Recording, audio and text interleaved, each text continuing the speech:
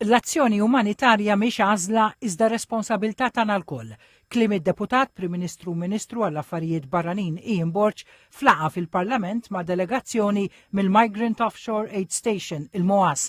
Din l-organizzazzjoni tal-għajnuna umanitarja Maltija ilha 10 snin taħdem f'bosta żoni ta' konflitt fosthom l-Ukrajna fejn il-bażi medika tagħhom għadha kif ġiet attakkata mill-ajru f'attakk Russu.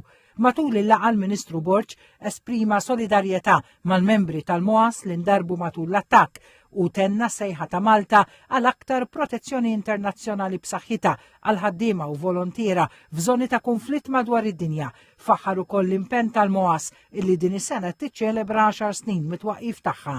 Il-MOAS bdiet il-vjaġġ tagħha billi ffukat fuq is-salvataġġ ta' ħajjiet fil-Mediterran waqt il-kriżi tal-migrazzjoni. Ma' żmien il-MOAS espandiet il-ħidma tagħha għal operazzjonijiet umanitarji f'reġjuni differenti, inkluż fl-Asja ta' xlokk, il-Bangladesh u pajjiżi milquta mill-gwerra bħas-Sudan, Somalja u Yemen. Mill-bidu tal-invażjoni Russa tal-Ukrajna fl-2022, il-MOAS intensifikat l-attivitajiet tagħha hemmhekk billi provdiet kura medika ta' emerġenza fil-fruntieri. Sissa f'daw l-aħħar sentej salvejna mal-50,000 persuna u ovvjament hija biċċa ta' xogħol li tirkwajt ħafna riżorsi u ħafna flus.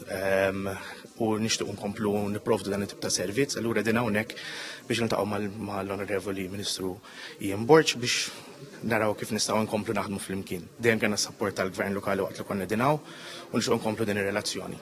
Id-deputat Prim Ministru Borch wiegħed li l-Gvern Malti se jkompli jagħti l-appoġġ tiegħu biex il-MOAS tkompli twettaq l-operazzjonijiet tagħha.